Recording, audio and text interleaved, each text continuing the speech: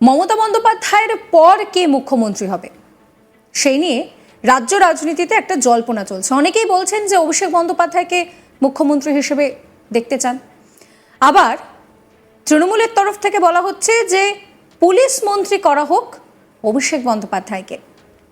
এই কথা হুমায়ুন কবির তিনি বলছেন। এবার হুমায়ুন কবিরকে রীতিমতন চ্যালেঞ্জ ছুড়ে দেওয়া হলো তৃণমূলের তরফে। তৃণমূলের এক প্রথম সারির নেতা পরিষ্কার বলছেন যে ক্ষমতা থাকলে মমতার ছবি ছাড়া জিতে দেখাক। হুঙ্কার দিচ্ছেন তৃণমূলের এই প্রথম সারির নেতা। তিনি বলছেন যে যারা বড় বড় কথা বলে তাদের বলবো মমতা ব্যানার্জির ছবিটা সরিয়ে একটা নির্বাচন জিতে দেখাক। নাম না করে দলের নেতাদেরকে আক্রমণ করলেন ফিরহাদ হাকিম, কিন্তু তিনি কাকে এই মন্তব্য করছেন তা স্পষ্ট নয়, কারণ তিনি কারোর নাম করেননি। তবে দলের অন্দরে যে দুটো ভাগ তৈরি হয়ে যাচ্ছে তা স্পষ্ট বলেই মনে করছে রাজনৈতিক বিশেষজ্ঞরা। অভিষেক বন্দ্যোপাধ্যায়কে উপমুখ্যমন্ত্রী এবং পুলিশ মন্ত্রী করার দাবি কিছু বিধায়কের।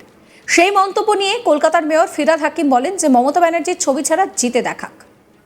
আমরা মমতা ব্যানার্জির ছবি দেখিয়েই নির্বাচন জিতি। যখন বুদ্ধবাবু পুলিশ মন্ত্রী ছিলেন তখনও, যখন জ্যোতিবাবু মুখ্যমন্ত্রী ছিলেন তখনও, যখন জ্যোতিবাবু তিনি মুখ্যমন্ত্রী ছিলেন তখনও। এই বিষয়টাই কিন্তু বলছেন ফিরহাদ হাকিম। সেফের সিটির তকমা মমতা বন্দ্যোপাধ্যায়ের সময় পাওয়া গিয়েছে, তাই মমতা ব্যানার্জি নেতৃত্ব দিতে সক্ষম, সুতরাং কাউকে এটা নিয়ে মাথা ঘামাতে হবে না। কি বলছেন ফিরহাদ হাকিম, শোনাবো।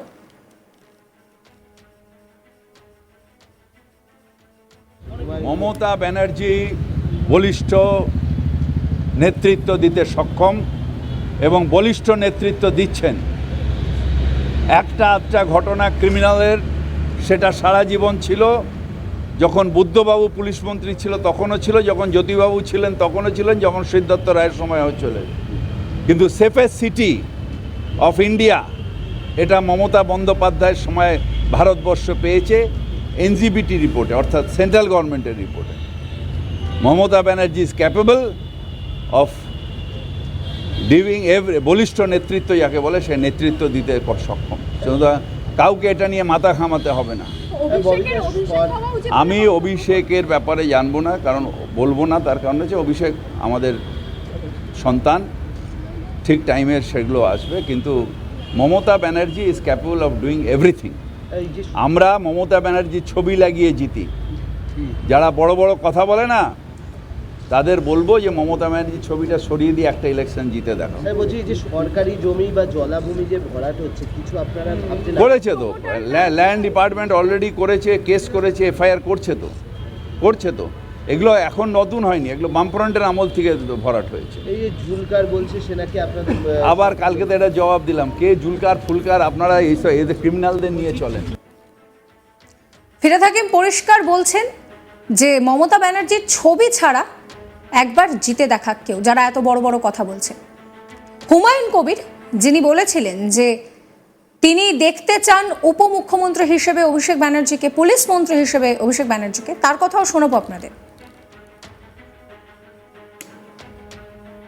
আমি তো আগের দিনই বলেছি, আবার বলছি যে এই মুহূর্তে রাজ্যের পুলিশ মন্ত্রী হিসাবে এবং রাজ্যের যে মন্ত্রিসভা আছেন মুখ্যমন্ত্রী নেতৃত্বে চলুক।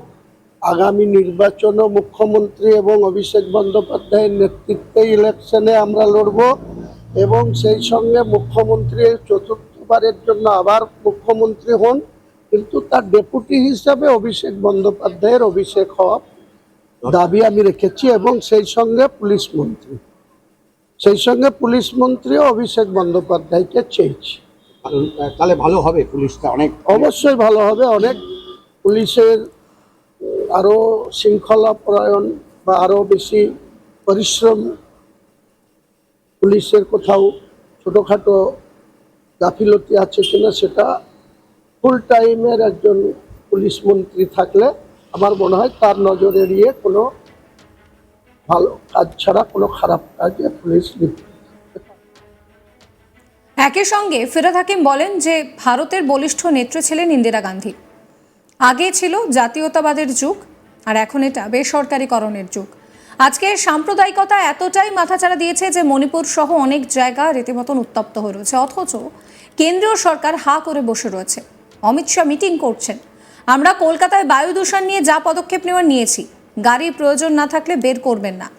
মানুষের কাছে এই সাহায্যগুলো চেয়েছি। বায়ু দূষণ আমাদের কন্ট্রোলে রয়েছে। শোনাবো আপনাদের ফিরহাদ হাকিমের কথা। ভারতবর্ষের বলিষ্ঠ নেতৃত্বে ইন্দিরা গান্ধী নিশ্চিতভাবে ছিলেন। শুধু ভারতবর্ষ নয়, পৃথিবীতে ভারতবর্ষের সম্মান করেছিলেন। এরা অফ ন্যাশনালাইজেশন, আজকে এরা অফ প্রাইভেটাইজেশন। তখন আমরা অ্যাকোয়ার করতাম, এখন আমাদের ভারতবর্ষ সেল করে যাচ্ছে।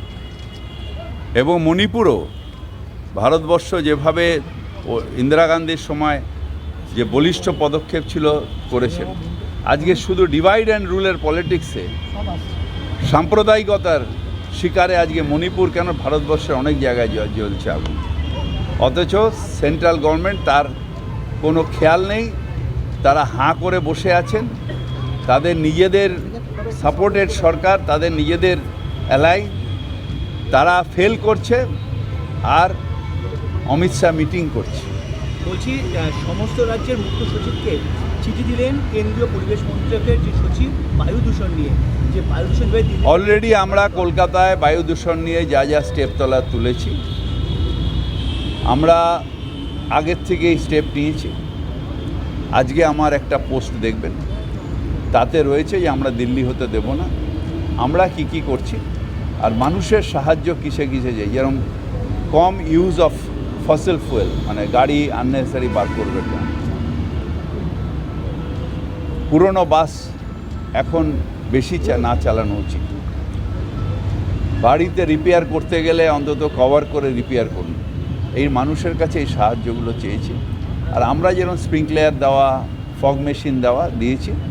দু একটা পয়েন্ট ছাড়া কিন্তু এখনও আমাদের কন্ট্রোলের মধ্যে বায়ু দূষণ আছে। আজকে 2 যাত্রীর মধ্যে গণ্ডগোলে শিয়ালদায় পুলিশ কিয়স্ক ভাঙচুর, বাস নিয়ে মারামারি, পুলিশের নিরাপত্তা, পুলিশই আসলে এখন না একটা অরাজকতা তৈরি হয়েছে। এটা শুধু এখানে না, সারা ভারতবর্ষ জুড়ে একটা অরাজকতা, একটা ইরিটেশন হচ্ছে মানুষের মধ্যে। তার কারণ একটা গভর্নমেন্ট তারা ফর দ্য পিপল হবে।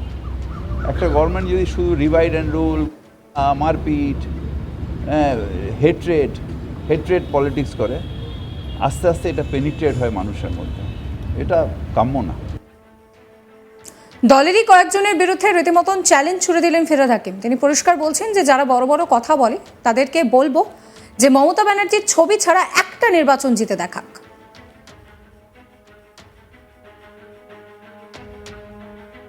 সাবস্ক্রাইব করবেন আজ তাক বাংলার ইউটিউব চ্যানেলকে, ফলো করবেন হোয়াটসঅ্যাপ চ্যানেলও।